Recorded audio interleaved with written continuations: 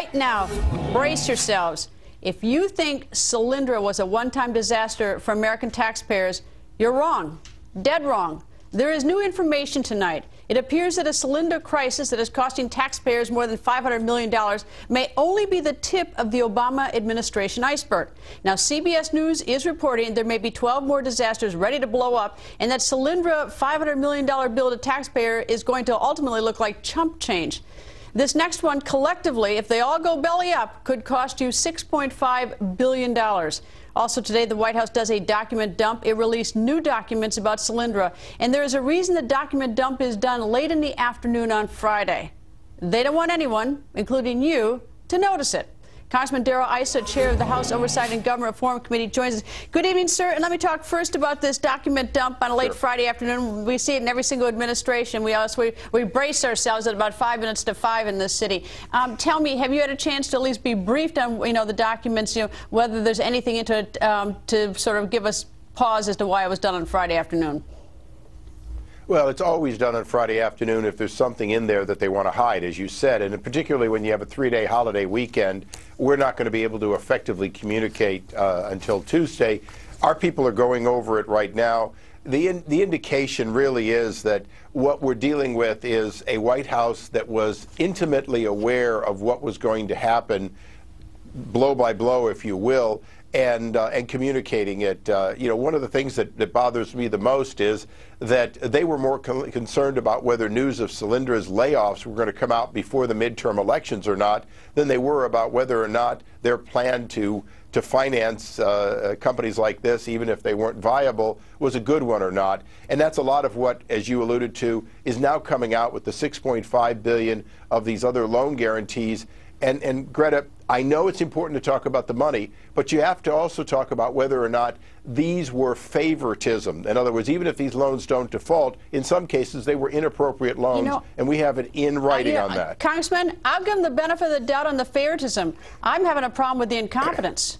I mean, it's like, I don't, I mean, and I say that genuinely. It's like, because there's still people in the government working and with this money, and a lot of people in America who are working hard to pay their taxes. And if these dumb projects are being financed, or if there's incompetence, I'm not even willing to, I'll let them off the hook on favoritism. I just think it's appalling that we have such a high level of incompetence that this happens. And let me tell you, there's a report tonight from The Hill which says that this document dump, it says that the emails show senior White House aides discussing the need to coordinate messaging with the Energy Department and others ahead of Solyndra layoffs that occurred in early November 2010.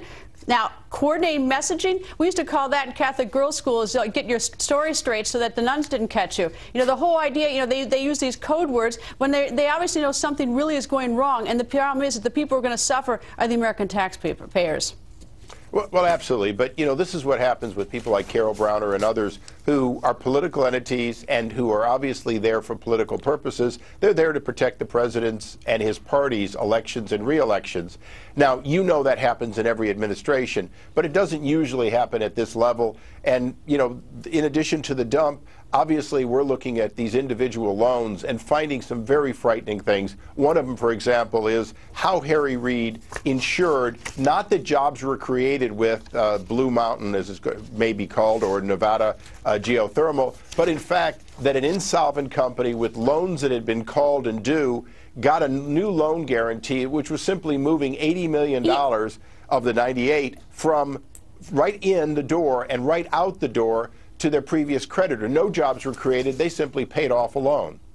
Well, I'm looking at that the Nevada geothermal, and that it was already in economic trouble when it received $98.5 million in energy loan guarantee. Now, I suppose that the fact that no private venture capitalist, which maybe another discussion another day, no private venture capitalist wants to donate money, so apparently the government does. But you say it's political favoritism. Maybe it is. I'm willing to give them the benefit of the doubt and just say they're so incompetent that's terrifying. Another one that CBS is reporting at SunPower inked a $12.5 billion loan guarantee last fall, and this happened after a French oil company took over. I don't know why we're helping this French oil company with these federal loans. I mean, it's scandalous, this money, and who are these people okaying these loans? Well, I mean, a good example in the case of Blue Mountain, the Nevada geothermal, this is one that Harry Reid was touting personally, but more importantly, this is one in which very, very clearly Stephen Chu's, the Secretary's own signature appears on the conditional guarantee, and if you read the guarantee, it says that $80 million out of the $98.5 is going right into a previous loan that's in default.